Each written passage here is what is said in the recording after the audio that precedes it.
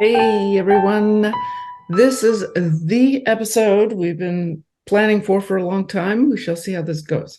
Episode 77 of the Penciled In podcast. Today we are 4 people. I had tried to get a few more on board, but it's complicated with hours and things like that. Welcome to Lindsey, Richard Parks, and Jeremy Dean Faulkenburg. Welcome today. Thank you for coming on. We are going to tell y'all how to be a sketch card artist. The two of us, Lindsey and myself, will speak on behalf of sketch card artists, and we'll pretend to be total newbies, like we've never done it. And Richard and Jeremy will defend the art director side. Excuse me. And we do have a few. Defend. Yeah. And Okay. There's no sides. We're all on the same team. There you go. And we do have some advice from a few other art directors as well that we'll get to a little bit later. We're going to start off with a few things that Lack Lim from the Facebook group, These Sketch Card Fanatics, had posted. It's a pretty complete thing. And thanks to Lack Lim for having given me permission to borrow it. He put a lot of time into it. So we're going to go over some of those points and make like we're starting from zero. Lindsey, would you like to start us off a little bit somehow? Well, if I was coming into it brand new, there's a few things that you need to know, such as the size of the card. So for sketch cards, you'll be working on 2.5 by 3.5 inches. If you're used to doing bigger artwork, then that can be a challenge to readjust how you see everything and your skills and, working at that tiny size. Also, there's a variety of different materials you can use. I don't know if you want to go through those now or if you want to do that at the end. Maybe we can do that a little later. We can maybe go through the approach of what is a sketch card? How do I draw on it? Can I just show off my stuff that I've done on 8.5 by 11 paper and be good to go? How did you get into it yourself, Lindsey? Myself, I used to have a big thing about drawing cats. I do still love drawing cats. But I was looking on eBay and I was seeing what actually sold. And I was looking at the highest prices, and it was all sketch cards, or ACEOs as I discovered them.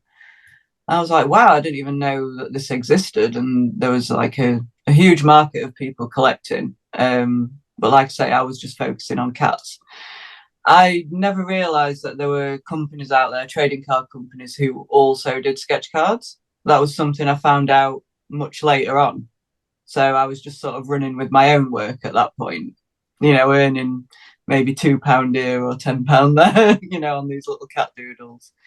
So when I did find out that there were companies that actually hired you to do sketch cards, I submitted to Tops first. And then I found out about RRParks and Attic Cards. I think you two guys were like the first companies that I worked for, and it was a great experience. Really enjoyed it. What was it like the first time you drew on a small size like 2.5 and 3.5?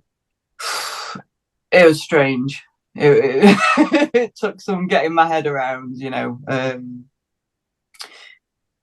mostly with the realism, because I worked on Richard's Mystery Science Theatre.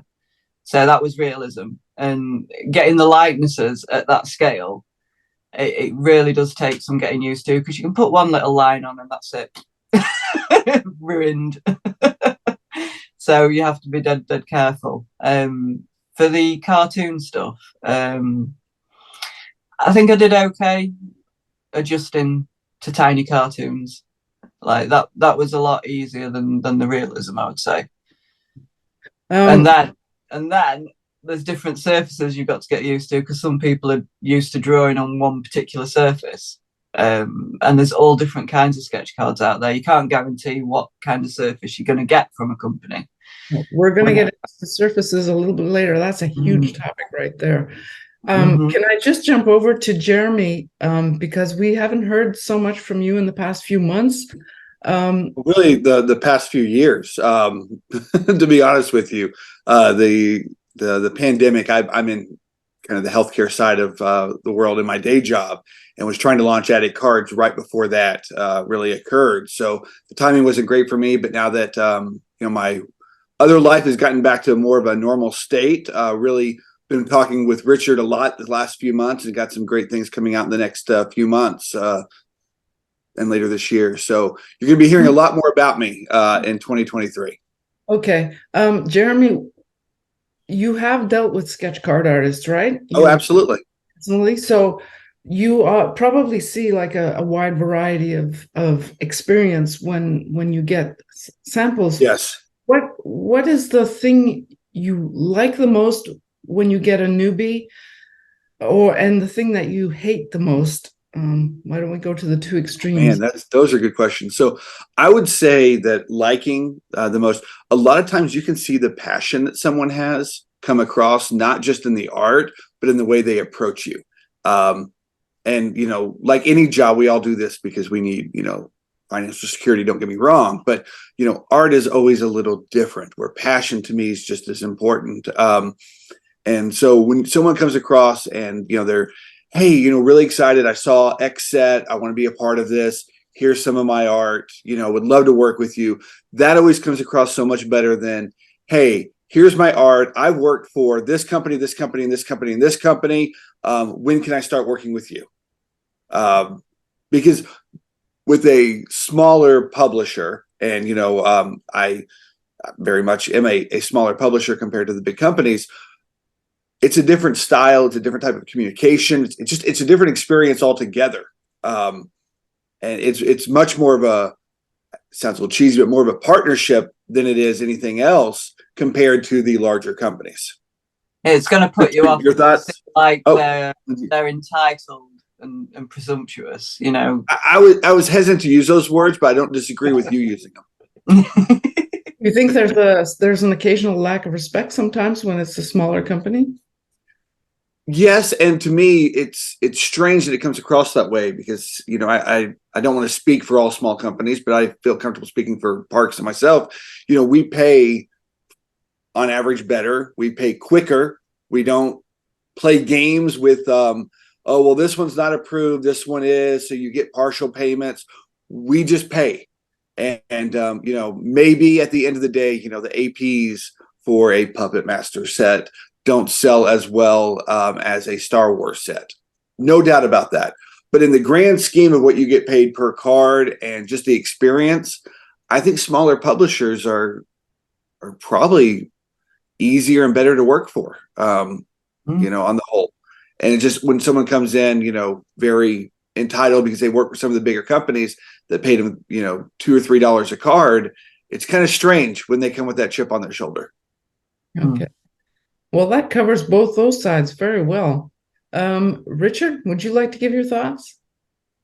Yeah, like Jeremy's saying, sort of the instant turnoff when I get first approached by a newbie is they'll list the big companies they've worked for, and like Jeremy said, they almost just sort of take it for granted that, I'm seeing this artist, they work for Topps. Great, I must bring them on. It's my, duty or responsibility, or it's a mandate. And It's like, no, I don't care what other companies someone has worked for. I'm looking at the style, and my criteria is always, when a customer opens that pack of cards and pulls that card, are they smiling? Yes. Or are they instantly thinking, oh, I can't even get $4 for this on eBay? So it's in defense of a lot of artists, I know that when I send out to somebody that I haven't worked for before, I do exactly what you're saying not to do. I put, well, I've worked for Topps, I've worked for Cryptozoic. And it's fine to say that you worked for those, but I guess I'm thinking it's the tone and how the email comes across. Yeah. You want a friendly introduction and to know that you're going to have a good working relationship with that person. Well, so they're going to be an there to work with. An artist doesn't even have to mention that. They're going to be sending examples of their work. I can see that those are Topps examples. They don't have to rattle off, who they've worked for. the samples they're sending in, because I don't want sketch card cover or sketch covers or posters or that sort of thing. I need to see 2.5 by 3.5 examples. And if they send me, like 8 or 10 Game of Thrones sketch cards, that shows me who they worked for. It also shows me their style. They cover everything without going through a resume, because I think Jeremy is the same in that we don't care how much experience they have. It's the talent they have. So someone who has never done sketch cards before in their life, maybe they'll put together a couple of samples for me to show what they can do on 2.5 by 3.5. And they're on the same level as an artist who's been working for 10 years doing sketch cards. I look at the style. If the style's good, it's like, oh, great, there's room for you. Okay. So you don't need to have experience. We'll do a little resume of that particular one. Get comfortable working on a sketch card size. Yes. Because even if you're new and your style is really good, you want to be consistent a little bit. And the samples that you send should be representative of the work you actually do. And I think I can speak for both Lindsey and myself in that occasionally, because working for bigger companies, you often have a shorter time frame within to do a certain number of cards. Sometimes you can't really do the style you sent in because you don't really have the time to do it, if you get my drift. Yes, with smaller companies, you usually have a longer time. You will have several months to do the cards. Mm-hmm. That's a good point. One of my pet peeves is an artist sends me examples of the style, and then they do a completely different style for what I brought them on based on their examples. So, and that's happened to me. I've done that. I've done a complete for 2 companies, and I wasn't really invited back. Yeah, but Ingrid, all your and I made a mistake in managing my time. I did a different style, and it was like, we really don't like what you've done, and Yeah, but all your work is good, so you don't count. Whatever I've ever seen from you looks great. Well, believe me, I've done crap just like everybody else. I mean, that just is the way it is. But it's to say that trying to show, if you're a newbie looking at this, you want to get used to working it with a really small size, get a good selection of samples that show a consistent style. So that when you send in, you know how long it takes you to do X number of cards, and then you go from there. So that kind of piggyback. I would also say research the companies that you are submitting to, because some will deal more in realism and some will deal in fantasy and some licenses, and there's all different kinds of publishers out there.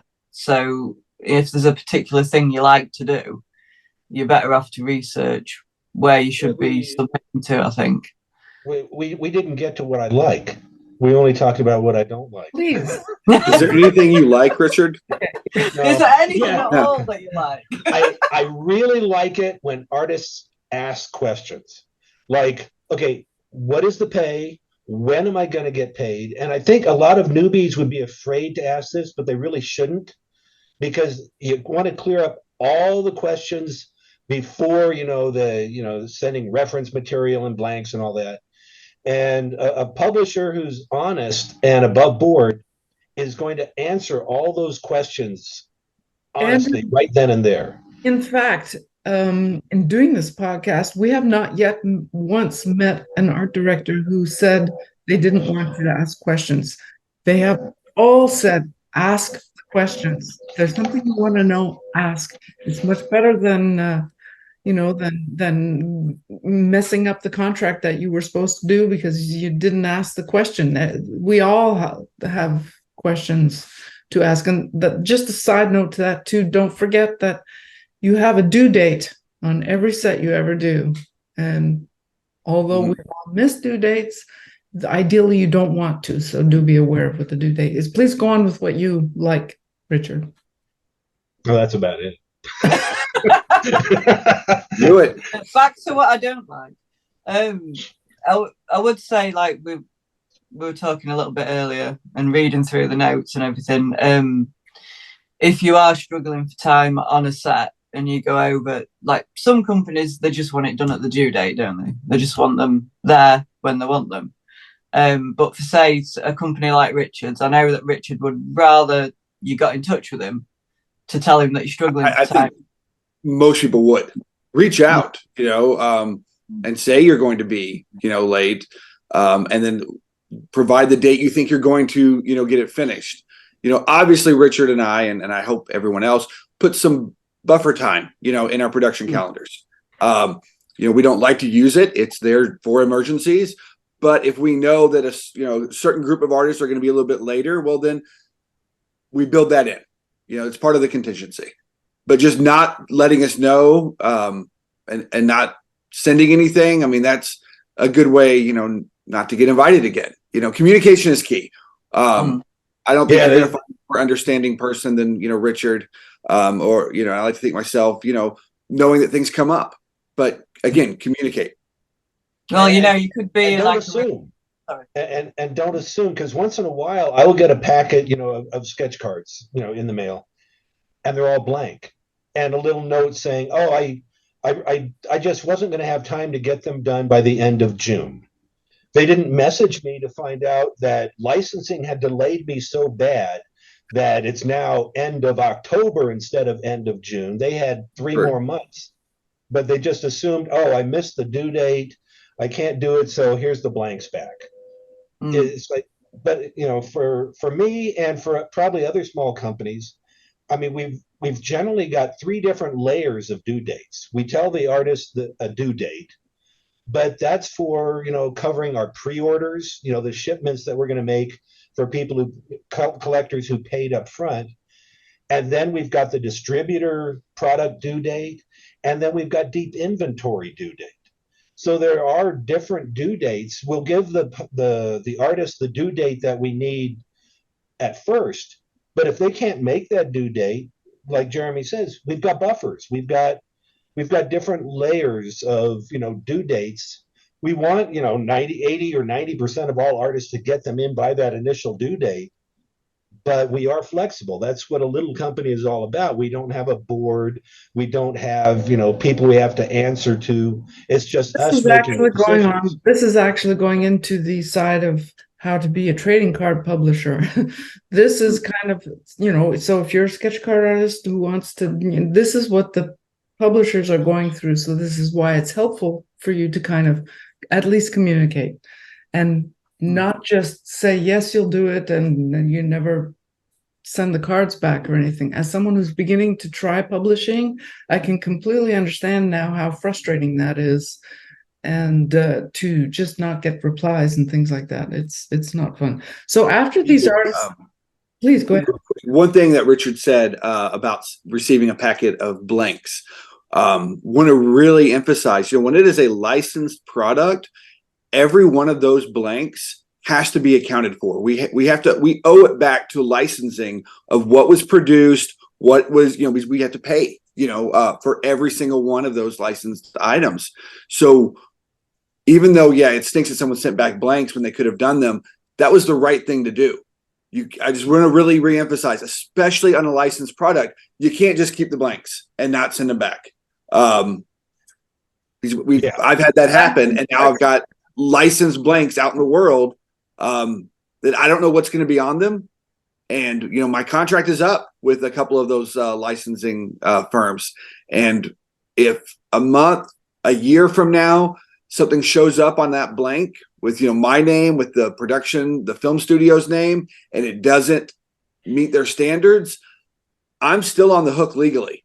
So I cannot overstate the importance of accounting for blanks. That is thank you for bringing that up. That's something I hadn't really thought to mention, but yes, the blanks, and that, it goes for big companies then, as well as the little companies. You do yes. The blanks. Blanks are not transferable. So if someone is officially invited to a set, they are responsible for those blanks. They put their art on it and they send it back, and their APs, they put their art on it. They can't sell them to someone else or give them to someone else, because then whoever draws on them is not on the official roster. Licensing can climb all over us and maybe say, okay, you can't have sketch cards anymore with your project because we found this artist that's not on the roster doing artwork on officially licensed blanks. So in that case, all artists who wanted to be on the project are out of luck now because the publisher can no longer have sketch cards with their project because licensing forbade it.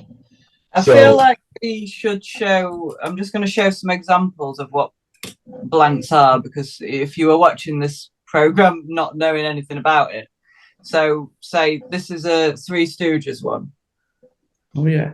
You get through something like that with, you know, all the logo and everything on the back and on the front. So that's what you get through from a company to work on if it was a, you know, a licensed product or whatever. Yeah. And every time Richard and I send, oh, I see Ingrid showing another one. Great. Every time we send out these blanks, it's a liability for us. So it's trust with that artist that you're going to do the right thing. And that's kind of why I go back to that partnership earlier, because, you know, we're in this together. We're trusting you.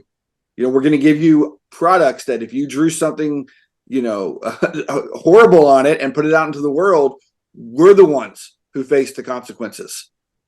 So there's a lot of trust that goes into a licensed product. Well, really any product, because, you know, if it has our names on it, you know, regardless, we still don't want certain things affiliated with it. But from a legal perspective, the licensed ones are much more severe. That's an extra reason to have a great relationship between your publisher and artist, so you know you can trust them not to, you know, run off the blanks as well. and it kind of keeps you on the list if that art director wants to use you again. I mean, nothing's going to put somebody off more than if, you know, if they don't finish the work as well. I mean, you've got to send in the blanks back, but you need to know. I mean, you could be a fantastic artist, but if you don't do the work, what's the point?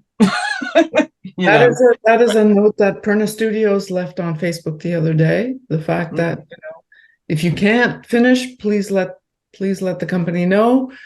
And if you really can't, well, then at least send all those blanks back. And that works for everybody. So plus, as Jeremy brought up, publishers communicate. So if an artist, you know, figures, oh well, I'm just going to screw around. I don't care about this project that I agreed to do. So, you know, I'll just screw around and, you know, I'll flake on Richard because, you know, I'll just burn that bridge. I don't care. Well, Richard talks to that guy over there and we talk to our publisher friends. And I think between us, we know 8 or 9 different publishers that work with sketch card artists. We tell about the good artists that are responsible and trustworthy and do a great job and all that. And we also talk about the ones that really screwed us over. And so, you know, you're not burning your bridge with one publisher when you think you're burning your bridge with one publisher. You're burning your bridge with all the publishers that publisher knows. Yeah. And in the same breath, you don't have to worry. And if you do a good job, you know, you're there's good word of mouth going around. So it's just, you know, common sense and playing fair and communication is just goes hand in hand with talent. Yeah, Absolutely. Okay, so you've got your samples. You're thinking, oh, I'm master of these cards. I can do it all. And you've got your samples done, and you've decided that you're going to send them to a bunch of companies. Maybe you draw cartoons, so you found well, I can't think off the top of my head companies that use that, just because I don't draw that way. Lindsay, who would they? So I'd say Perna and Iconics quite like cartoon work. I've done cartoon work for Attic Cards. I don't think you're against cartoon work. I've even done cartoon work for Richard, but I always check with him: is the style okay? Is it appropriate? You know, depending on what it is. Have I ever said no? You've never said no. You've never said no. You never know it, and it's so one day you'll be like, no.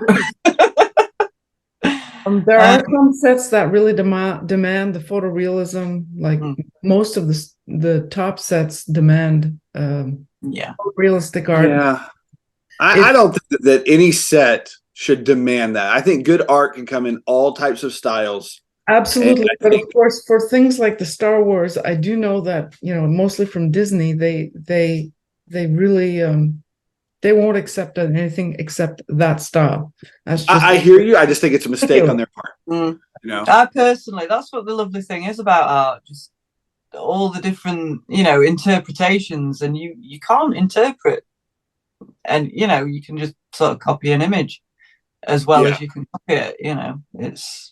But for those who and I happen to like doing realism too and stuff, so I'm super on board with it when I'm given the opportunity. So yeah, if you want to do realism, go to pretty much all the companies. They're going to be in the show notes. There will be a list of the major companies and a lot of the smaller companies that you can all send your art to. Once you've sent samples to them, should the artist just sit around and wait for reply, or should they keep working on it? Should they keep sending around? What do you think, Jeremy? What would you hope from an artist? Do you want them to keep sending you samples all the time, or do you want them? I would like to see if there's been improvement. And yeah, so like Ingrid, you mentioned earlier that you didn't always do the best work. It's funny you mentioned that. I am putting together an old set that I'm trying to collect all of, and that's Alien versus Predator that Inkworks put out like forever ago. So you were on that set as an artist. You're on the checklist, and this has been, gosh, probably 12, 13 years ago. Yeah. And when I saw your card, one of them on eBay, I was like, there's no way that's Ingrid. I don't need disrespect. It was 12 or 13 years ago. It was a long time ago. It was in markers, and the cardstock sucked. It was like drawing on wax paper. It was terrible, which we'll get to. Yeah. Yeah, we'll get to that. But what I'm saying is, looking at that card of you, Ingrid, that you drew compared to something you draw now, there's no comparison. Because you probably 12, 13 years ago didn't have a lot of experience on 2.5 by 3.5 as well. So I think the time we had to do like 200 cards for every set at that time, doing things like 30 cards was unheard of. You just didn't. Yeah, well, they were all serial number too, and you could see how many each artist did. It was insane. That was not. I would never do a set like that. But I guess at the end of the day, what I'm saying is there's been constant improvement. So if an artist has, continued to hone their style and get better, then I'm all for seeing, that. Now, that doesn't mean that, if we say, hey, you're not a great fit at this time for this particular set, that I want to hear from you every week. So, a little bit of balance there. But I don't think there's anything wrong with going back and asking again. What do you think about an initial message before you've done any work, just to say, is there anything you really don't like and don't want to see? Because I know like some companies such as Perna, they do not like Chiblies. They quite like stylized cartoon stuff, but they do not like Chiblies. So if you would come to them with a bunch of Chiblies, you're not, doing that before you get your samples done. I don't know. What would you make of that? I don't think there's any harm in reaching out and having a conversation. It goes back to communication. Do it.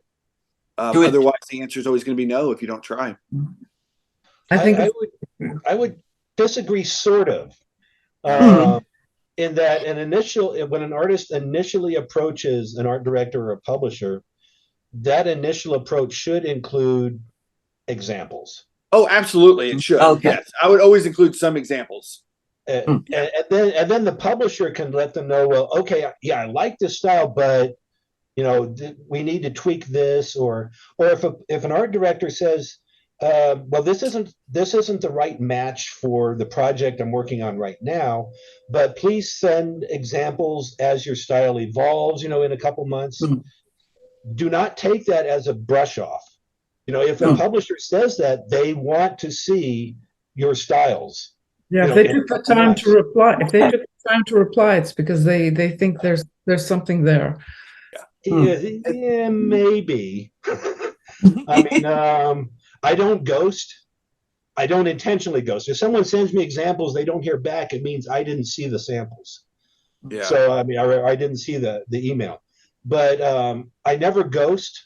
So if someone sends me some really bad looking stuff, I will still tell them to send, examples as their style evolves, but it's going to take longer for their style to evolve if what they sent me is, I'm trying not to use foul language and I'm trying to be really nice. Stick figures. Stick figures. If someone sends me examples of stick figures, it's like, It would have to be really creative stick figures. There are some artists that do very, very creative stick figures, but an artist should never feel they're being brushed off if they're being asked to send future examples in a few months, because then, if they're practicing all the time, their style is going to change and evolve. Absolutely. And that brings up a really good point in the fact that you don't have to copy everybody else's style. I mean, please don't. Never. When you're starting out as an artist, we all copy other people's styles because that's how you learn. But if you want to actually work as an artist, you kind of have to find your own style. Otherwise, you can easily be replaced by somebody else who does exactly what you do. You're interchangeable. But if you have your own style, well, there's somebody out there that will like it. You can approach that by someone's, be inspired by someone's palette, be inspired by someone's line work, composition, but style is completely unique. If you're copying someone else's style, why don't I just go to that person you're copying? Why would I take a secondhand or a spin-off? I'm with you. That's my favorite thing, is to look at a sketch card and be able to know immediately who it is because their style. And you too, Lindsey, Ingrid, the same way. I look at a Michael Mastermaker or David Day. It's like I know who that sketch artist is just by looking at it because it's their card, it's their art. And that's what makes it. Go ahead, Lindsey. Well, I was just going to say, if you are an artist first starting out and you don't know what you're doing yet, I would suggest, like Richard said, get an example of this and that and all these different things that you like, stick them all on your wall and sit and practice the elements of all the different things that you like in different mediums, just so you find what's your favorite thing to work in. And something will come out. Don't worry, because that, when I was younger, I was desperately looking for a style and I wanted something really refined. And, over the years, I just realized that's not me. Like, I find it easier to draw funny cartoons, and that's who I am. And that's who you are, and it's great. Yeah, and it can fit almost any set because it's your style. Now, maybe not Disney; they want photorealism, but to me, that I don't think if the style is pure and it comes through, it can work with almost anything. Yeah, it's just being who you are. I mean, at first, I was trying to be somebody else and working really hard to try and be, and it started going well for me when I just accepted that this is what I do. So glad you accepted it. Well, one thing that I mentioned to some artists when I'm having conversations. Oh, Jeremy, how are you for time? I've got like a minute or two, unfortunately, but I want to hear what you have to say, and then I'm gonna have to drop. Oh, okay. Once in a while, I'll get an artist that'll send me like 8 or 10 examples, each in a different style. And then they ask me, what style do you prefer? Yeah. And it's like, no, there's only one person on the planet that I've encountered that can switch hit between realism and cartoon. And she's on this podcast. Yeah, Lindsey, that's you. Yeah, I got to say, that's pretty amazing the way you do that. But I do like the challenge. You've got to keep challenging yourself. Like challenge yourself, but your initial approach the other day, and that's the first realism painting I've attempted in 25 years, and I've never done anything that size before. So, you just have to keep trying, don't you? Different things, and going out of your comfort zone is really right. But your initial approach to an art director, you don't want to show them 8 different styles and have them pick one. You want to pick a style that you really like doing and show that to the art director. Well, later on, if you want to change your style, you ask the art director, hey, I know you've seen these examples, but I would like to try this, and then show that example so the art director can feel like, well, yeah, that looks pretty good. Let's give that a try. Or Well, that's how I approached Jeremy. Because I did some rabbit characters, and I was like, "Am I okay to do these?" I love them.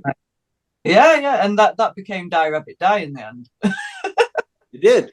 So yeah, and I was so excited to be able to do my own characters and my own thing, and I was like, well, I think this is a direction I need to go in because I'm so much happier doing this, than the realism top stuff.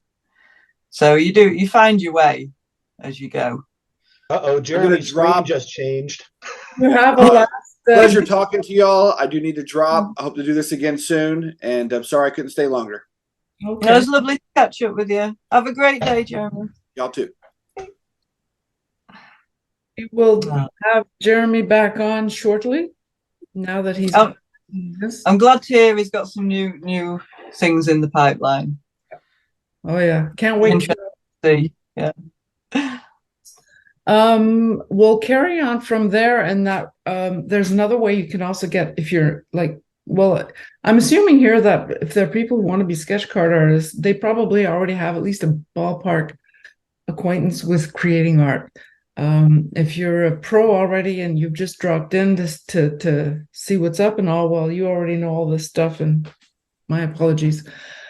But if you are a newbie and you want to work with this, what we're going over now is really all going to help you. And there's something else that you can do. It's to post your work online and get some general feedback. There are groups on Facebook. There are a lot of groups on Facebook. And you can post your work in there and see if you get a feel for it, what people think and stuff like that. And after a certain amount of time, you can kind of plug your ears and just go in your own direction.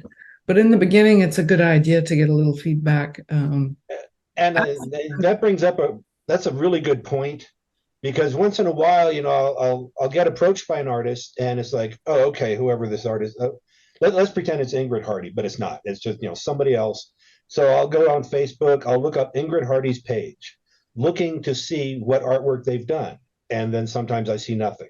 So then I'll go to Google and I'll Google, Ingrid Hardy sketch card, and nothing comes up. So then I'll go to eBay and, it's like, okay, Ingrid Hardy sketch card, and nothing comes up. So if you're a newbie, you can start paving the way by, like what Ingrid just said, post on your page on social media.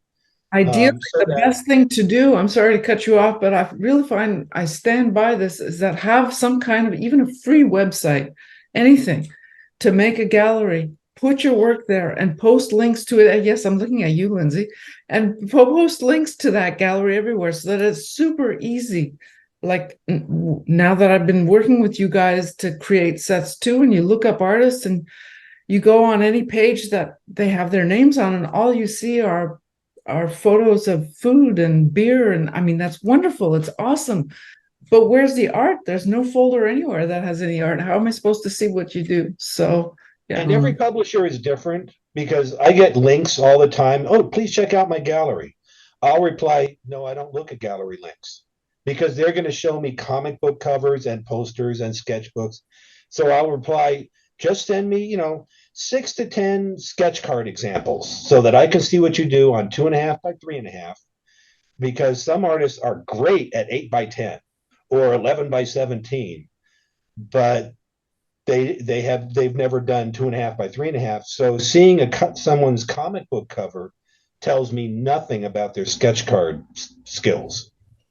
But you definitely do want to set up a gallery so that you can maybe have a home base, but then bring pictures into your social media so that an art director can quickly find, what your style is if you didn't include examples. But any approach to an art director should always include examples. You don't have to send 20 or 50 examples, just 6 or 8 to show a style, and that's plenty. A few links to places to see your work is helpful. I don't really approach new companies anymore, but when I did, they almost always ask me to send links to somewhere where there's art. So if you don't have some art online somewhere, I don't know how you're going to get the job. Examples in an email. Well, that does the trick for me. There is, I think, one artist, maybe two, who actually don't have an online presence, and that really blows my mind. But but even so, if you Google their names, you will find a lot of samples. So in their defense, even if you're not online, there are ways of doing it, but your art has to be posted somewhere. And yeah, you have to be found. And that's like a double-edged sword, because I've noticed that a lot of newbies, they'll get on companies or they'll do PSCs and sell them to people, and those end up on eBay. An artist needs to realize that an art director goes to eBay, and if they see that artist's name associated with a lot of early bad, not immature, but premature sketch cards, the art director is not even going to get to the good stuff. They're going to see the bad stuff. So anytime when you're going to start doing sketch cards, don't put them out in the wild prematurely, because if those early ones look bad, they're going to stay on eBay forever. But in our defense, don't forget that we all start from somewhere, and once they do go out, well, there's nothing True. that. So the point being is that, make sure you have current stuff and send links to the current stuff. Just, because our past is our past. We cannot get away from it. So, all right, now we'll come to an important part, the pay. Are you going to make a fortune doing sketch cards? I'm going to take a risky guess and say probably not. There are very few people who can actually make a living on sketch cards alone. It is a really good part of your arsenal if you're an artist, or even if you do it as a hobby. We've interviewed quite a few artists actually who do it as a hobby, and it can make some really interesting extra income. But as a one job thing, I'm not so sure about that. The pay has changed a lot since I started. Like I used to get paid $1.50 a card, and then you get whatever you get for your AP cards if you ever have time to do them. Now the pay has gone up, I think, to a nice hefty. I think the general pay rate is about $5 a card. Occasionally it'll be a little bit more for some companies. So you got to figure that in. You won't make a lot of money doing anywhere from 10 to 50 cards, depending on the company. So you do the math. But you do make your money on your returns. So that is where you're going to be making your money. On your returns, you can maybe take a little extra time. You find groups, eBay, all that stuff. You sign that you post them there, and that's where people are going to contact you. And in the beginning, you may not make so much, but as you get along, you'll make a little bit more. Sorry, I was just going to say, as people get to know more who you are as well, they'll come to you for commissioned work, and that also bumps your money up. So your APs and your commissions. We're not to the point of cardstock yet, so I'll let Richard say what he was going to say. Oh, I was just going to say that that particular term, returns, is sort of interchangeable with ARs, APs. So when you see returns, some people may say, "Oh, well, this is an Ultraman return."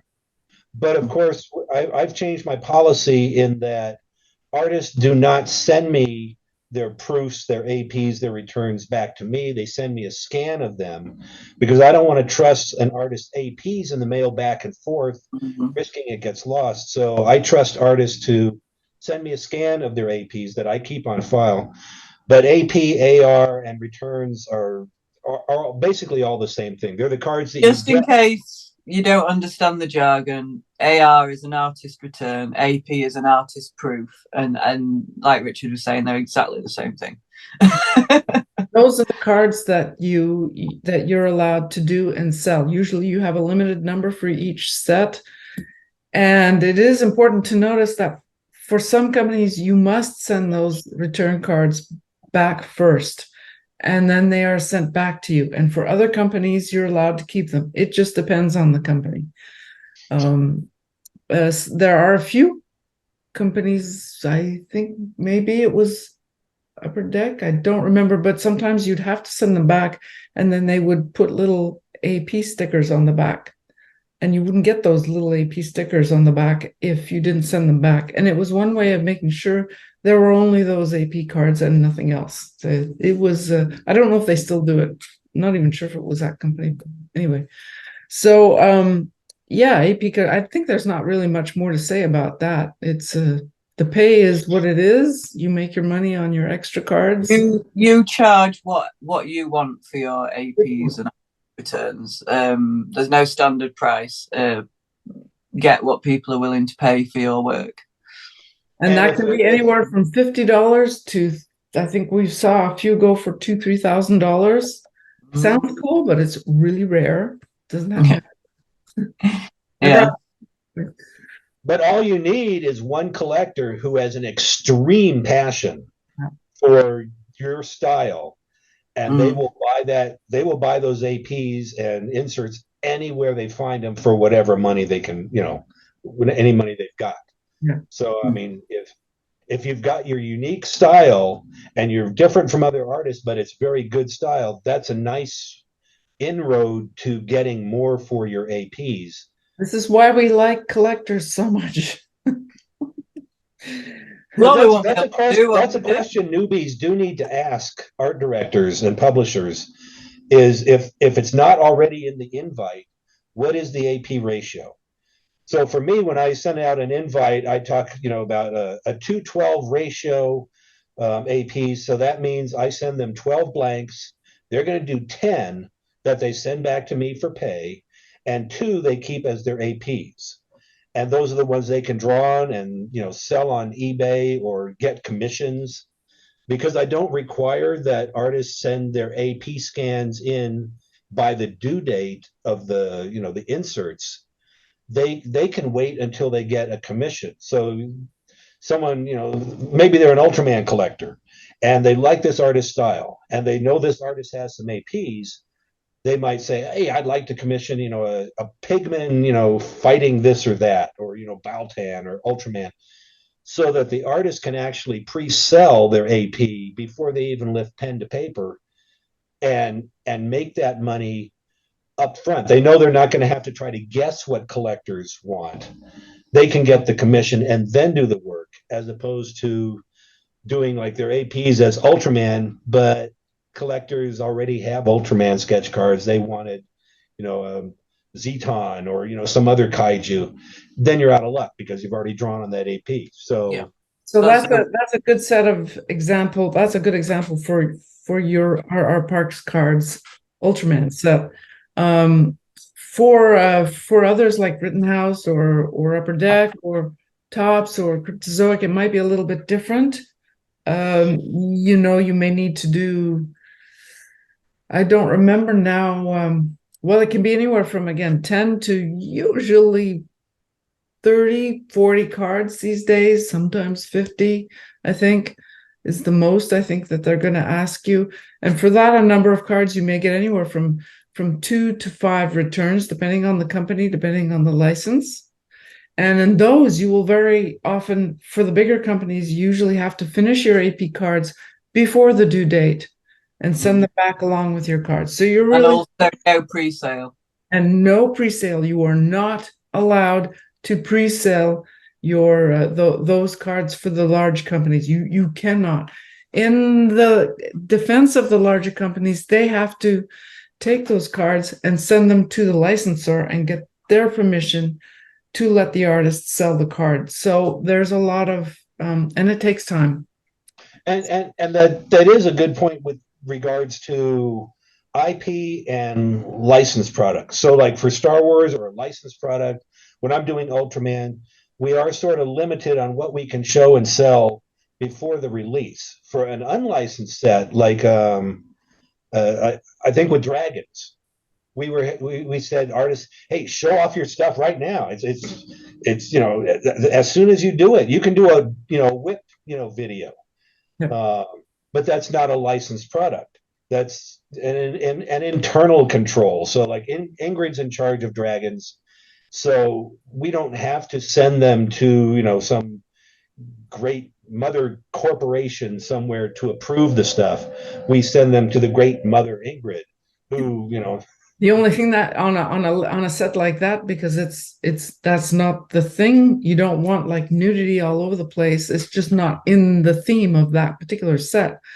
If it was for, and there are sets that feature nudity, there's lots of sets that feature nudity. Well, then it's a little different. You can, have at it and stuff like that, which goes on to a bit of a question of style. You can, if you can pretty much have any particular fascination with any topic you like. There's a set out there somewhere for it. And if there's not, there will be. If there's not, contact RRParks and say, "Oh, I want to publish my own card series." And then make yourself a cup of coffee, because when he replies, it's going to be a friggin' book.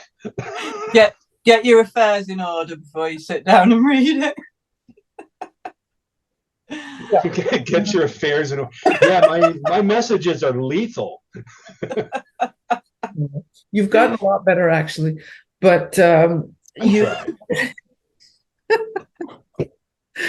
but yeah, I think actually the card father himself will be putting out a book about how to become a card publisher very soon. So I'll be first on board to get that one, because I'm all about it. It's tons of fun, ton of work. Do be aware it's a lot of work. But getting back, that's also something you can do after you work for different publishing companies, because people know who you are. Yeah. And you gather a bit of a following and they like your work. So then you can start producing your own card sets. I mean, you might struggle more if you just came out of nowhere, went on Kickstarter with no following and, nobody knowing who you are. That would be a lot harder to, get funded then. Yeah. Is this PiP episodes going to air while Lindsey's campaign is still live? Oh, my campaign! I forgot about that. Yes, we wanted to promote that too. Her B set. Yes, no, this will be out within 2 days. Yeah. Oh, look at that! Look at that! See, this is a metal card. Be gazed, and it's got googly eyes, and they also glow in the dark. And her Kickstarter is called Weird Behavior with Behavior. Weird Behavior. Lots of bee puns. So if you like bees, go to Kickstarter and have a look. Yeah, we'll post a link for that too. Remind me of all these links to post. And that does remind me, now I lost my train of thought, but the bees, they finish at the end of the month, I think, the end of June. Yeah. All right. Well, this will be out in about 2 days or so. So it should still be live. And even if you miss Lindsey's Kickstarter, there will be a few extra sets, I'm sure, so you can still get on to be amazed and be dazzled and be everything. Yeah, like day cards you can visit and like day cards. Get me there. My set Dragons is already over, but there will be some extra sets with sketch cards, and metal cards, and lenticular card, and the line cut card, and an etching card, and more stuff. So yeah, so it's tons of fun, and a lot of bells and whistles. A lot of bells and whistles. So we're back to sketch cards here. Here I have a little bit of advice from RRParks Cards. We will get back to that because you're there. I'd like to skip to Cryptozoic and Rittenhouse. We'll get through those and then we'll finish with you, Richard. Is that all right? Yep. We will go, an unnamed art director from Cryptozoic has given us a bit of advice on what Cryptozoic likes, in case you'd like to send your... Now I feel like I'm part of the club. There you go. Awesome. Welcome. All right. Lindsey, would you like to start off with the first couple of points? Do you have them up handy, or should I read it off? What would be best? I cannot remember what order I wrote them down in. All right, it's all right.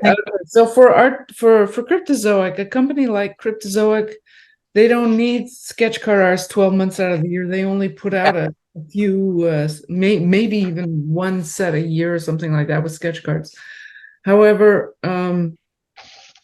if they're average 2 sets a year, they realistically only contract artists 2 months out of the year. So it's all about timing. If you submit samples during a down month, you're going to be pushed aside because they don't need you. So, so you want to, this particular art director's advice is to submit 4 times a year so that you're always on top of the pile when they do need somebody. So you and I, Lindsay, we should consider that too. You're always on the top of the list, and of course their needs change. We have had an art director on in one of our past episodes who did talk about that. So if you want to go back and take a look, you can find that. So yeah, the point is send quarterly, which is what both Richard and Jeremy, I did mention, keep sending. Yeah. It's a good way to see your style change and your stuff is on top of the desk. When you submit, make everything as simple and consolidated as possible. That also touches on what we just spoke about. Make sure your work is easy to find. Art directors, and this would speak to you, Richard, art directors are booking in the hundreds of artists, so having all the information to see your portfolio as easy as possible. Get your email address like it should be right there. Would you agree with that, Richard? In theory. Okay. For me, I like Facebook messages, and I know Facebook is like only old people use Facebook. But 98% of the 300 artists that I work with use Facebook messages. And what I like about it is it keeps a permanent thread of the conversation. So that if suddenly an artist is talking about something, I can go back through that thread in a matter of seconds, as opposed to an email, which is tricky to research through archive because I got thousands of emails saved. So, I mean, the best way is, if you want to approach with email, that's perfectly fine. But then I'm always going to say, well, do you have a Facebook? Friend me on Facebook. Let's do our messages on Facebook from now on. Examples can be sent through Facebook message, images. The thread is being that. Messenger is awesome. It's all there. Not only that, if you want to find a particular point, you can use the Control F or Command F to find certain words in the thread, and it will just pick them all up and you can go find what you need. So yeah. I love Messenger for that. That's fantastic. But emails are a terrific way for initial approach, but so are Facebook messages. Either way is fine for the initial, but then generally it's nicer to have that constant thread for research, for referencing past conversations. So like Ulysses, he's an artist in Brazil, and he coordinates several artists for me, so that he might send me a tracking number. Like, Richard, I just sent out the package with 10 artists, 12 or 20 card bundles, and so I can keep going back to that that tracking link, and maybe I can copy and paste it and bring it forward or whatever. Facebook messages are great for maintaining a long-term conversation with an artist and a art director. So actually piggybacking right off of that, point number 3 here, art directors don't want to book 500 different artists with 500 different addresses if they don't have to. Now this, Richard, you are already involved with a group of artists in the Philippines, which we did chat with. Edward Sanchia. Yes, Edward Sanchia. We did talk with him just a few episodes ago. So for this particular art director for Cryptozoic, they don't mind working with a consolidated art house where you have one person in charge who deals with all the nigglies of deliveries and addresses and yada yada yada, and then they only have to deal with one, the company. So I don't know anybody here in North America that does that, but you, Richard, you do have a lot of experience with that with the Philippines. There's I can't pronounce her name, Triantphilia.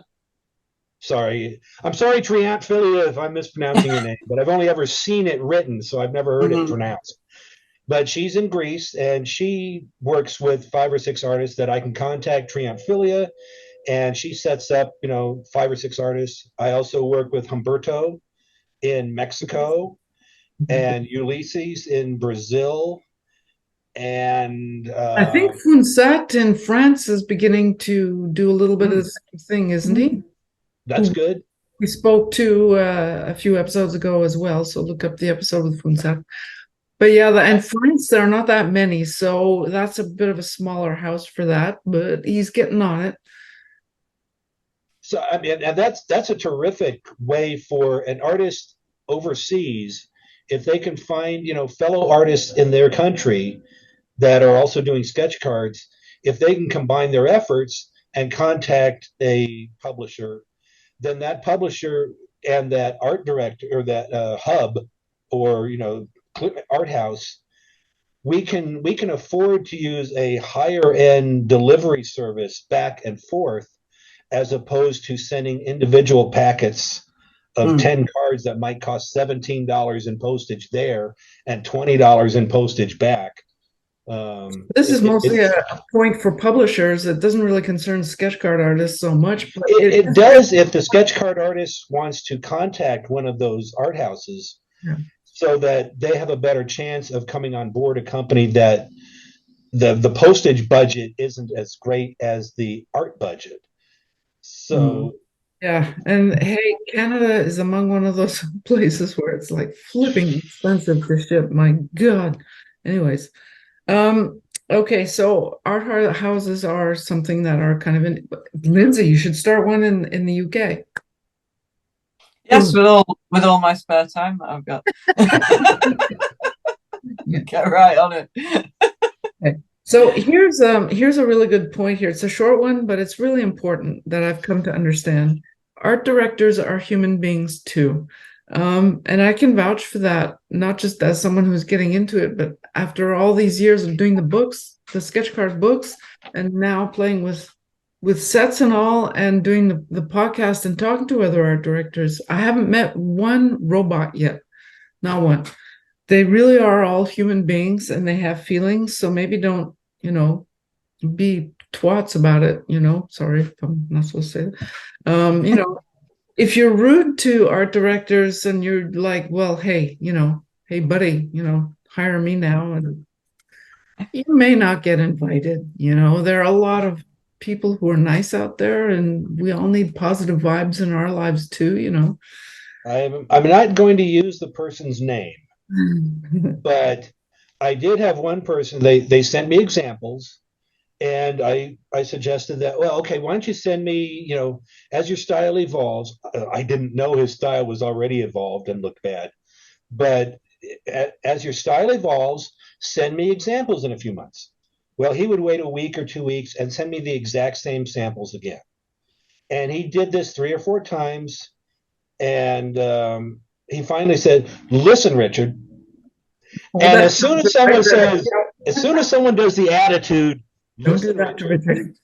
I have sent you examples, and it's like, hey, maybe you don't like my art.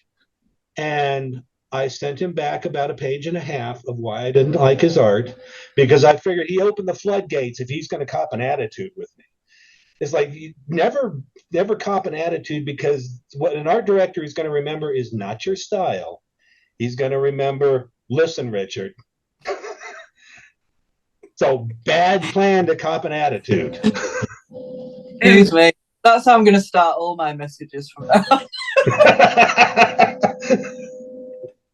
And do remember that artists have feelings too, just to be fair, and some of us are sure. sensitive. If an art director is not respectful in their communication with you, you're done with that art director. Yeah. Because what's that going to mean when it comes to pay? What's that going to mean when it comes to approvals or invites? Mm-hmm. I have to say, I do remember a few years ago someone gathering artists for a set, and then he was very, very rude about it. And yeah, that just you haven't even mentioned his name, but I know who it is. It just put me off. I mean, I wasn't going to apply for it or anything, but I just read what he'd written and thought, no, I'm not going to go there. Like, I don't want to deal with this person. So, works both ways, doesn't it? Yep. Mm-hmm. It just boils down to common sense and common respect. You respect each other, whether you like the art or you like, the project that the publisher is doing. You don't Well, yeah, just respect. All right. Be nice. Be Be polite. nice. Be nice. Be nice. The world is weird enough as it is.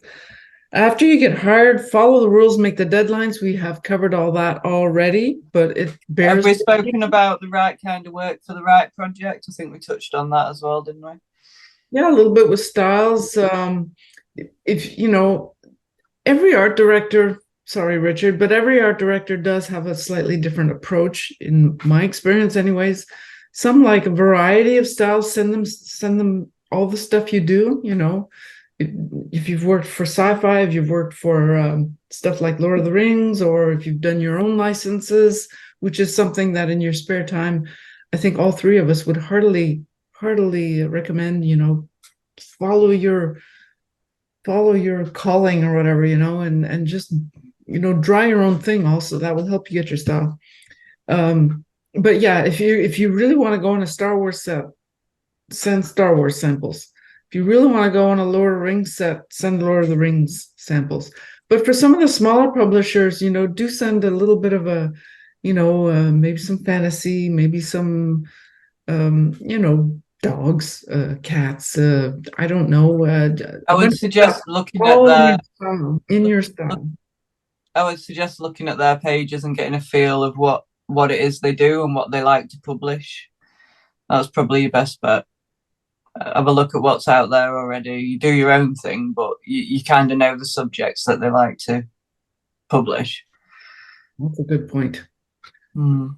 All right, and once you're known as And I don't know dependable, if this is still part of that topic, but once in a while I will approach an artist that their particular style doesn't come to mind when thinking about Ultraman.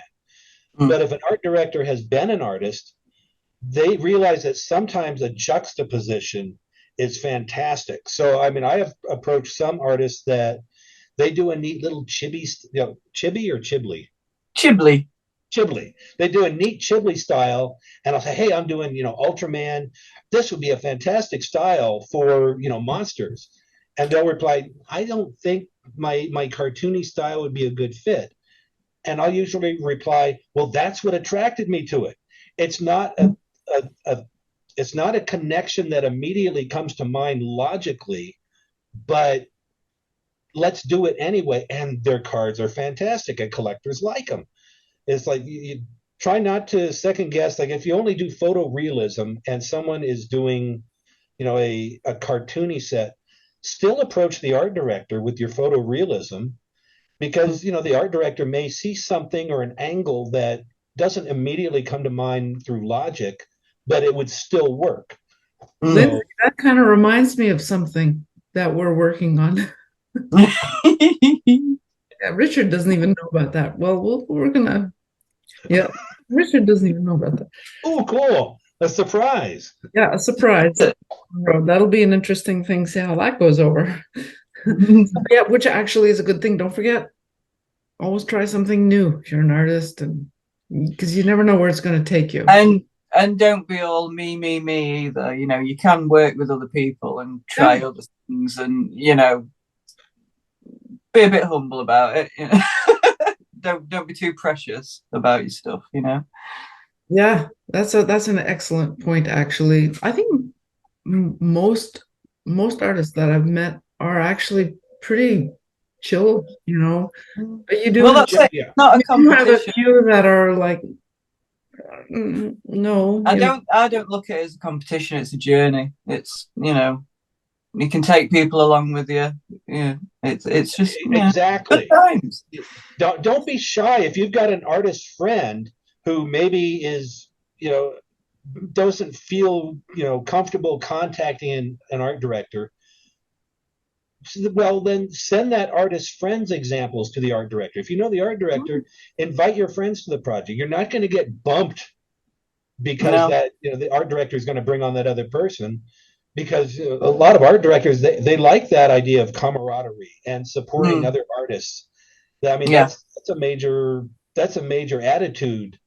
That actually reminds me of your friend Lindsay. I think her name is Julie. Yeah. It's been like what, a year? I think she's been like, oh, I think I'd like to try the sketch card thing and all that.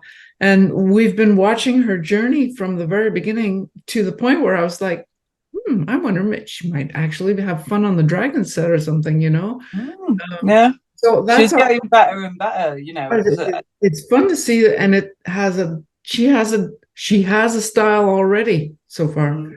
I had to drill it into her that it is practice. Like practice, practice, practice, practice. And she wouldn't believe me. And then, after a while, she's like, I'm so much better. And I'm like, she is someone I would take if given the opportunity. She is someone I would take a chance on, because I've seen she's very public with her work. We've all seen it. She's very steady. Her style is really steady. Like, she doesn't have a lot of fails, really. Well, it's because she screws them up and throws them. And that's the other good thing about sketch cards. Like, if you're somebody who loses your temper and screws up your work and throws it away, you cannot do that with sketch cards. They're your blanks, and you either have to work on them or send them back. They have to be finished, and it forces you to finish something even if you don't like it, and fix your mistakes. It's such a good lesson to be forced to actually say, look, how can I make this better? Because that's like going to school. It's what a teacher would make you do. And that was a really good point. Once in a while, if you screw up on an official sketch card and there's no way to save it, just draw a line through it and send it back. Once in a while, it doesn't happen very often, but Becky Sharp would once in a while do a card she just didn't like. So she would draw a line through it, she'd send it back, and that's perfectly fine. And our director much rather have, a bad card with a line through it or white out and destroyed than an artist saying, oh, well, I know you sent me 20 blanks. Here's 14 back that are done. The other 6 were bad, so I threw them away. And our director does not like that. That's a good because point. they don't know if they were thrown away. They don't know if they were messed up. So if you're supposed to send back 10 or 20 cards and some are messed up, just own it. That's fine. And our director's not going to get mad about you because it only cost them 10 cents for that blank. It's a good point, actually. Even if you think you don't want that card in, although I will say that it has happened in the past that some of those cards with lines through got put into sets anyway. Yeah, I remember on eBay. Oh, that's years and years and years and years ago. That's back in the scoundrel days. But it did. All right. Rittenhouse Archives was kind enough to, that would be Robert Colbus from Rittenhouse. He did send a few words. And I'd love to have both of you give your opinion on it. If an artist is working for Rittenhouse, he's given me the address here, which I'll share in the info box below, whatever. My advice in general will be to research the company you want to work for, pointing at you, Lindsay, you got that one, and the properties they make trading cards for. When an artist is contacting a company about working for them, they are basically interviewing for a job, and they should know the company and their products. That's a very good point, actually, up to, at least be aware of it. Yeah. Each submission to a company should be tailored to that company. I know Richard is fuming right now, I'm sure. He is. For example, an artist that interested in working for Rittenhouse Archives, they should send samples from Star Trek, Game of Thrones, Doctor Who, etc. If an artist works in different mediums, they should send samples of their different styles as well. Some artists prefer to work in pencil and ink, while others prefer paints or marker. Another thing for an artist to remember is that not everyone is a good fit. Most of our current properties require realistic, detailed actor likenesses and are not comic-based. Because of this, not everyone's artist styles are a match. So thank you to Rittenhouse for having shared this. It actually touches on pretty much everything that we have already discussed and makes the point that each art director is different. Now let's hear from you, Richard. No, I agree with everything that Rittenhouse sent as a comment, because like you said, every publisher is different. They're being upfront and saying exactly what they need for their submissions, what they look at. I mean, I obviously I'm different, but then I'm dealing with different types of property and different types of approaches to sketch card artists. So if someone wants to apply to Rittenhouse, they need to pay attention to what Rittenhouse just said and not send Scooby-Doo examples for something that requires photorealism. Yep. And they need to research Rittenhouse, what they're working on. An artist doesn't have to research my company. They just have to send me examples. And then I can let them know what I'm doing. But since, every publisher is different, like you just said, that's Rittenhouse's rules are fantastic. And I agree with them 100% for Rittenhouse, not for me. Okay. Lindsay, what do you think? I'm surprised that Rittenhouse suggested that they send a variety of styles in. I'm quite surprised by that because, well, if it was me, I would want to know what to expect. So I would probably want no more than 3 different styles to view. Do you know what I mean? Like if it's a mishmash of all sorts, you just don't know what you're gonna get. I didn't hear style differences. I heard like some people like pencil and ink, and some people like to work in paint, but the style had to be photorealism for Game of Thrones and their other properties. Were they suggesting a range of mediums then? Is that what I think that's what they meant. Right, okay. Yeah.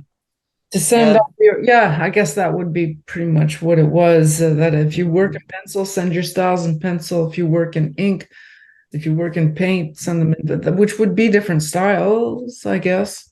It would be different media. If you're doing different versions of photorealism, then I guess, Yeah. But I would still sort of limit the amount of different work you are sending. Yeah. Just so they know that you're consistent and you can do that over and over and over again, That's a good point, Lindsay. Sketch card artists must be aware of the fact that you're going to be doing something over and over and over and over and over and over and over again, even if it's a different scene. And it's way different from when I started. When I started, you had to do the same image again and again and again and again. I don't know how you did it.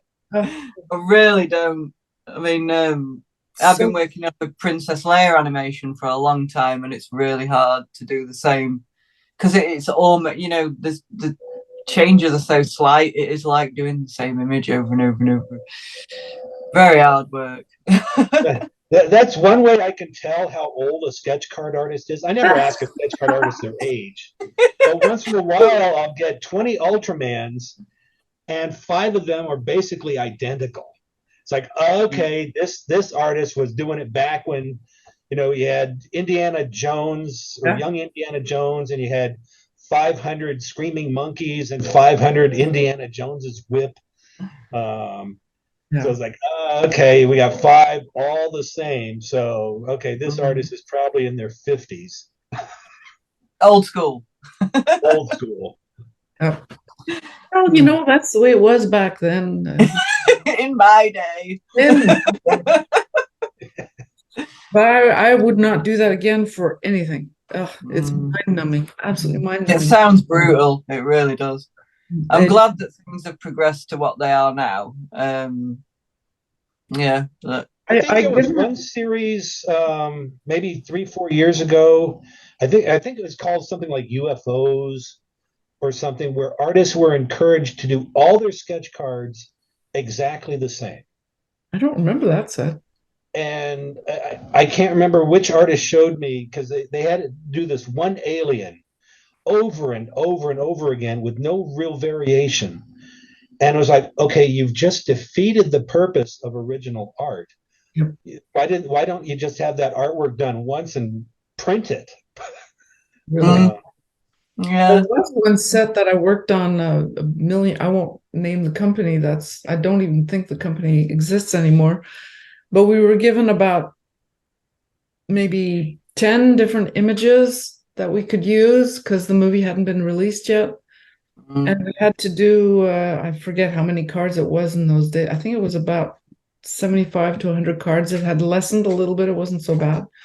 But we could only take those 10 images and do them again and again and again and again and again. And it was just awful. Just awful. To keep it interesting, you would have had to like I don't really like it. I don't think props and collectors don't really like it. Collectors don't like it, and I mean, it goes back to that whole thing about artists are not robots. No. They're not Xerox machines. You know, for an artist to have fun, there's got to be some variety, and you know, you might do one card that's like, okay, well, that wasn't very much fun. Oh, but here's another subject I could draw, and you got to have the variety there for artists to not burn out drawing, you know, 75 identical Baby Yodas. If you're a new artist and if you're wanting to try sketch card artists, you're listening to that and you're like, well, why the heck would you do that? Well, you have to do a job somewhere, you know. So, and that's just the way it was at that time. Well, as I always say, I've said this many times, but I cannot sing enough praises for speed and skills. It just really helps so much. And forcing so right, Lindsay. That's. I'm sorry, I keep cutting you off. It's just you are so right. You learn. If you're in training, like, it's a really good thing to do. It really is, and you just get better and better and faster and faster. And sketch cards are a good thing to do for a few years or something like that. It'll get your name out there. Again, like Lindsay just said, you're going to learn so much from the fact that you must do this, and that, get it done. Even if you're feeling insecure about your work, you're going to have to work through it and just deal with it. Deal with it. Oh yeah, no, it's really good. And then you can move on to something else after that, you know, after you've done your time in sketch cards, or you can stick around, whatever. But I mean, it is a good place to play for at least a little while. And on that same token, I can speak to this because I used to do art for a living. But a newbie artist really should learn eyes first. If they're doing a sketch card of a portrait, it doesn't matter how terrific the chin looks or the beard stubble or the ears. If the eyes are dead, the entire thing is dead. You can cheat a lot. If you've got the eyes good, then everything else can be a little bit off, or, you know, you're honing those skills later, but you hone the eye skills first, drawing the eyes, and learn the mechanics of the eyes, where the highlight should be, how large is the highlight, so that the card has life. Even if everything else is maybe not quite up to snuff, if the eyes are good, the whole card is alive. And I think that's something I see a lot of, where an artist clearly spends, you know, hours on a card, but the eyes are bad, so everything else sort of disappears because our eyes go right to the eyes of the artwork. They do. You're right. Yeah. It's like if you looked at Mona Lisa and Da Vinci did not do the highlights right, then the entire thing is dead. Just that tiny little area of eyes is going to make a huge difference in the overall initial impression of that art card. That I didn't think of. My opinion. It's a good point. Are we going to talk a little bit about different card stocks, or are we? I think that could be our last point. I think we're already up to about an hour and a half or something. I've got a couple of samples. These, if you're just starting out and you just want to practice, other than cutting your own 2.5 by 3.5 inches, you can buy packs of these, just blank card. You get a lot more than this for like £10. They're great for just standard practice. £10, that's about what, for 18 Canadian dollars, probably about 15 American dollars, something like that. Yeah. Is that like a Bristol stock? I don't think it's even that good. I've got proper Bristol ones here. So if you're doing okay with these, you can move on to these, which is just better quality card. You can use markers on it a lot easier. You can get watercolor ones. Yep. If you like to work in watercolor, you can get acrylic ones. If you like to work in acrylic, you can get that's proper Bristol board as well, and also illustration board. And I'm not sure what the difference is, because I think it's pretty much the same stuff. Well, But I haven't tested I it. would guess, if I may, I think the illustration board has maybe a little bit more tooth to it, I think. Right. Okay. It could be.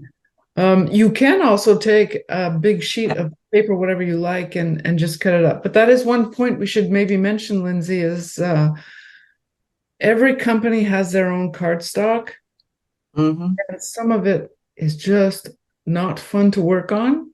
You have to live with it and find something to make it work because Yeah. they send the stock that they use. Like if you They're use all markers, nice. it can be very slippy, and it's really difficult to use markers on a slippy surface. Well, slippy surface is terrible for most Yeah. mediums, to be honest. So if you get a card like that through, just be like, oh god. But you can get wood. Oh, wow. Yeah. Wooden cards. Yeah, You I have a wooden card here. Now, those wood blanks you can actually get on Amazon, and they're not too expensive. Yeah. I Yeah. think they're like 50 cents a piece if you buy them in like 50 stacks or. But I have to say, strangely enough, occasionally I've had a few collectors say they don't really like the wood because they're too thick for some of their storage binders and things. Oh right. Yeah, maybe they I are a haven't bit heard that very often, but I have heard that a lot. Plus, you don't want to really practice too much on wood because no publisher has sketch cards done on wood, or at least Yes, most there are a publishers. few. There are a few. Iconics does wood. Iconic does wood, yes. The other thing you can get is sorry, I can't find a blank. I don't know what I've done with my blank ones, but that's a canvas board. Oh yeah, yeah. That's So that's like a stretched canvas. That's really nice if you like working in acrylic as well. There's really something oil. called, I think it's called Canvas Coat. It's through Got Print, and you can get blanks created through Got Print using I think it's like a 40-pound canvas coat. It's paper, but it has a canvas texture. Right. Okay. But that leads me to something that Karen Watt Cohen carries 32-point black edge, and it's very inexpensive. It's what I use. A lot of publishers are starting. Oh, I was Lindsey, just about. you have to talk. Mention, There we go. Once you are comfortable and you've tried all the different mediums and cardstocks and you know what you want to do, contact Karen Watt Cohen or somebody who produces personal sketch cards and get your own stock made, because that's your branding, that's your label. And it's excellent. This is the stuff that I use all the time for my cards. It's like the best. You get that from Karen Watt Cowan. Again, her link will be below. That's iconics.biz, I think, is the website. But contact Karen either through Messenger or by email. Again, get the link below. The cardstock is like, you can, I guess you could use watercolor on it. I just don't use watercolor on this. I've heard that watercolor, if you do washes, it will buckle. It won't, but if you're not heavy-handed with the watercolor, then it's fine. It's like acrylic or oil. Yeah. But you don't want to do washes on a 32-point black edge. I'll give you a bit of a say. This is to compare. This is this company doesn't exist anymore. iCards, the America at War. This is pretty much standard what's used now, even for, like, I don't know, Tops and everybody else. It's basically like this. It's pretty steady, but it's really thin. That's to compare with what you get from Karen. It's thicker, but not too thick to go into a top loader, and it's really solid.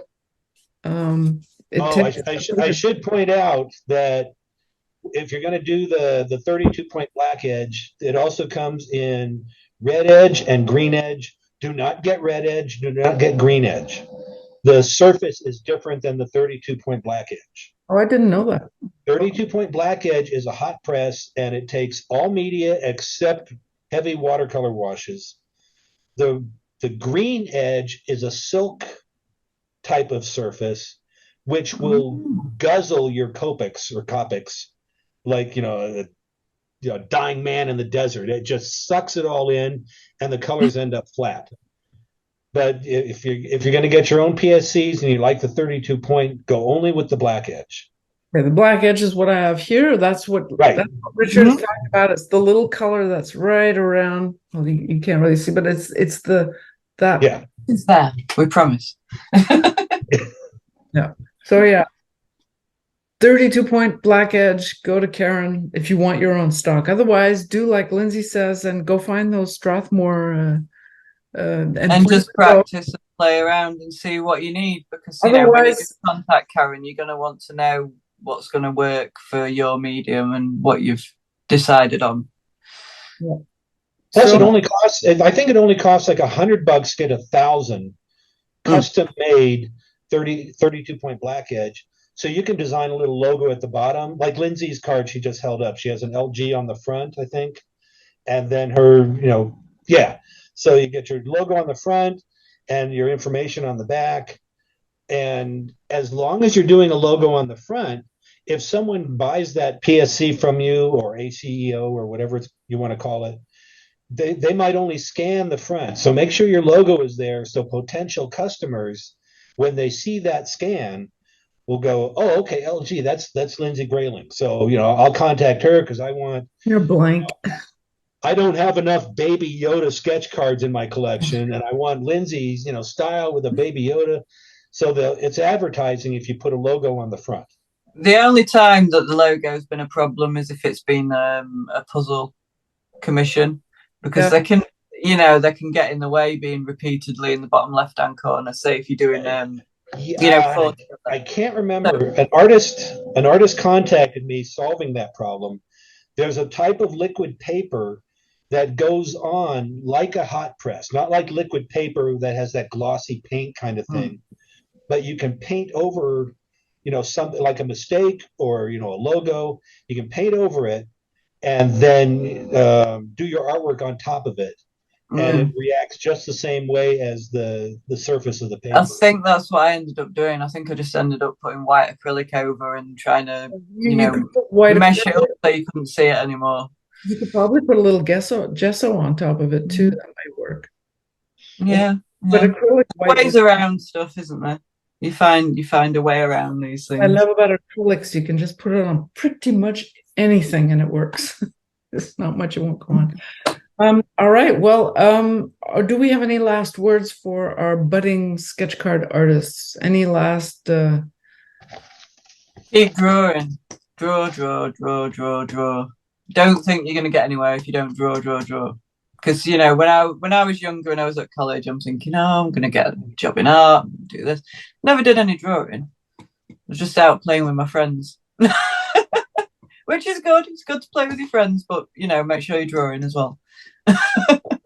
Well, some of the comments I made on Lack Lim's posting, he didn't ask for my opinion, but me, I was like, oh, okay, I'm going to volunteer. You're generous. Richard gives his opinion.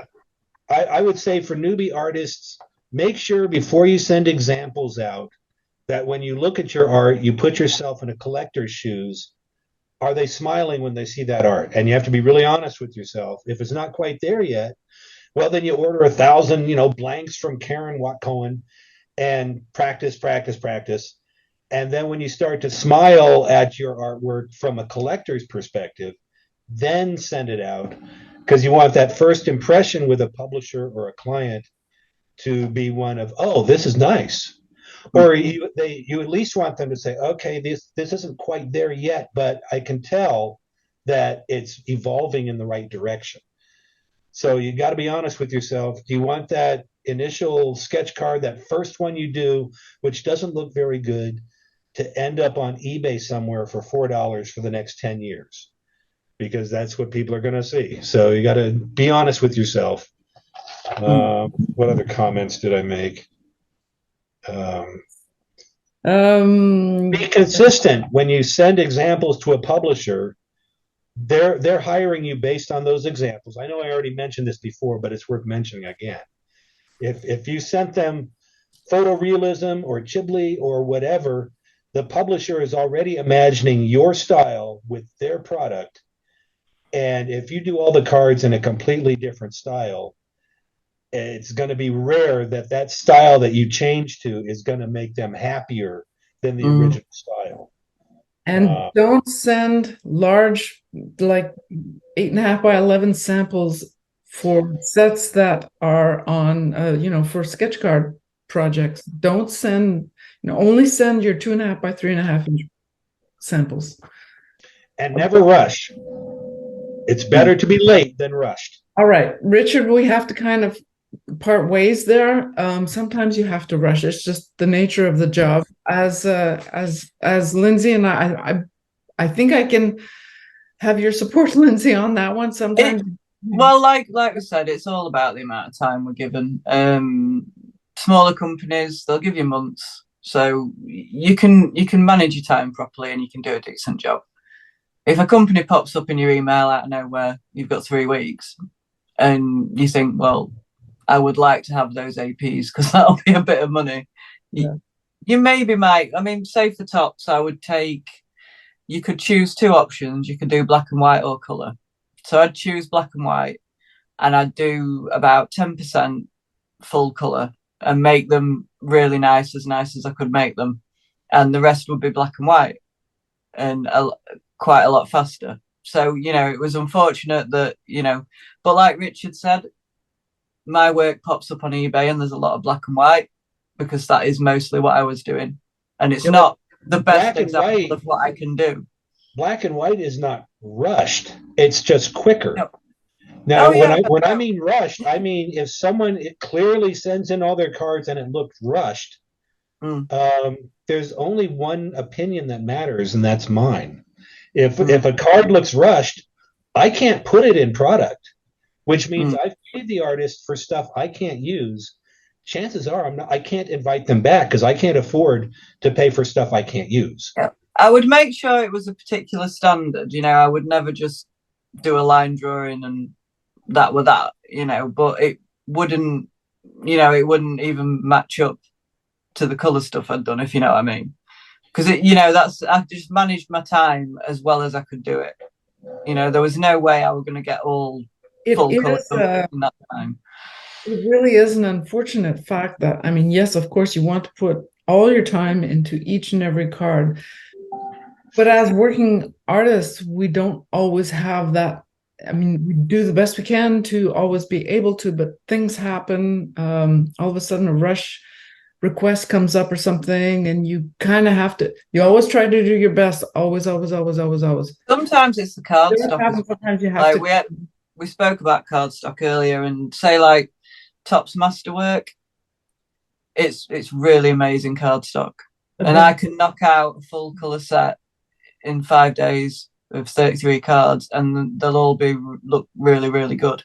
If we were always provided with that, you would always get fantastic work because you can't go wrong with them. Just slap paint on that crazy and just have fun. But this also goes back to something Ingrid mentioned about 5-10 minutes ago. If you develop your style, you can work quicker. Yeah. So like if you look at Michael Mastermaker, he draws fast, but every card doesn't do pencil. He goes straight in with the pen. I'm like, that's so great. How do you get? He's developed a style. It's quick. It's beautiful. Yep. And it's consistent throughout. If he's ever rushed, I can't tell. No. But sometimes I can tell when an artist rushes, and I don't mean rush as in doing it quickly. I mean rushed as in, I've got 25 cards to do by 11 o'clock tonight, and just rattle through them. A publisher has to respect their customers. You can't put a card that looks bad in a box that a customer is paying $85 for, hoping to get a good sketch card. You have to care about it. It's better to send them in late. Just tell the publisher, I'm going to be 3 weeks late. I'm going to be 4 weeks late. Is this a problem? And sometimes the publisher... There's no job I've ever done that I haven't put care into, or at least tried to get it to a standard I'm happy with before moving to the next one, Even tell what it is the person has drawn or painted or whatever, then there really is a problem. Yes, that's true.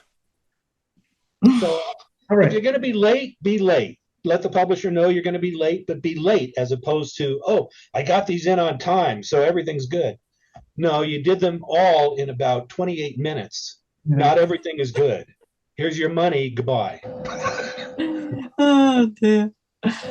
All right. So for all you budding sketch card artists out there, if first of all, if you're actually somebody who's done it and you actually watched all of this, leave comments below.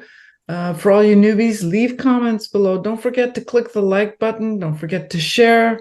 Don't forget to follow the podcast. Don't forget to try to support the podcast. We're trying to get to 100 episodes. We do this all for free. This is all to help the community, hopefully, and all that stuff. So show your support and buy a checklist card that you can get all nice and shiny. It's a holograph card. It will make you happy. We have some zebras. You can't go wrong with zebras. Hold up the zebra again, because that's a joint production. Yes, it is actually. That's the zebras. That's Lindsay's at work and my work. Whoops, sorry. Lindsay's work and my work put together. Yeah. We make such a good team, don't we? We do, don't we? All right. And we got more stuff coming. Lindsay and I have something that we're working on. Lindsay, me, and Richard have stuff that we're working on together. Richard has stuff coming up. Don't forget to visit Weird Behavior on Kickstarter from Lake Day Cards. Go support Lindsay. I've got stuff that will be available in a couple of weeks, right, Richard? Yes, I'm trying. We're still waiting on some artists that didn't rush. They're being late. So that's fine. It'll go out a little late. That's the way it goes sometimes. It will be quality. It will be quality, yes. And yeah, we also have, I think Richard and I have another set coming out a little later this year, the Egypt set, Ancient Egypt set. I can't wait for people to see more about that. I mean, some of the sketch cards that are coming in for that are like, oh, it's just really nice. Your promo card's beautiful as well, isn't it? Oh, you're sweet. It's It gorgeous. is. Oh, I don't have it here. Oh, that's okay. It's on the cover of the last issue of NSU magazine. Isn't that neat? If you have a magnifying glass. Yeah, note to NSU, that was really small. Okay. Okay, no, but we appreciate it. Of course we do. All right, so thank you so much. Thank you, Richard. Thank you to Jeremy for having found the time. Thank you to the art director at Cryptozoic for having left some advice. Thank you to Robert Colbus at Rittenhouse Archives also for having left some advice for us to share. And to Lack Lim for all the work that he does in the Sketch Card Fanatics group on Facebook. Do go find that. You're going to see all kinds of stuff. He also posts the contact information for art directors. So he actually has a documents page with, I think, almost every company that exists. Even if they don't exist anymore, they're still there. There are emails, websites. Most of that will be in the links below here, but yeah, do go visit the Sketch Card Fanatics and find that. Look for Leg Day Cards, look for RRParks Cards, look for Attic Cards. Also look for Perna Studios. They are Long Dog Cards. Yeah, I was getting to that. cards. Yeah, and Perna Studios too. They also are a small company and have been around, trucking along for a long time. They do incredible work. And long dog cards. Too many L's and all of that. My long bed over there. Yep. So we're all in this. And RJF didn't get him on. RJF Image Design. Iconic Oh, creation. and Kurt's Monster Wax. They just Monster Wax. Studio Thwip. All right, we're missing Iconic Literature. Yes, it's Iconic Creations, isn't it? Iconic Creation. Sorry, yeah. Mm-hmm. Yes. And then your bigger ones like your Rittenhouse and Tops and Cryptozoic, Upper Deck. Upper Deck. Yeah. That's one I've never worked for. Upper Deck. I'd fancy it. Oh, there's also Retro Drive. And Retro Drive. Yeah. And what's nice about Retro Drive is I'm the art director for that. So if you want to do Retro Drive sketch cards, you just contact me. Okay. Just ask your Uncle Richard. He'll Uncle Richard. Okay, so we're all going to get back to it. If anybody's watching this and they have questions of something that we didn't touch on, that we didn't talk about, please leave them in the comments. We will talk about it if it's legal to do so. Yeah. And if you want an art director or publisher that's going to respond right away, you can message me. I'm not as belligerent and a-hole-ish as I was in this episode. I'm actually approachable, and I will chat with anybody. So he actually has color in his cheeks now that he's eating better. Okay, we will Aww. Bless him. Yeah, but I think my nutritious diet is making me wake up at 4 a.m. every morning, ready to get to work. Sometime Wow.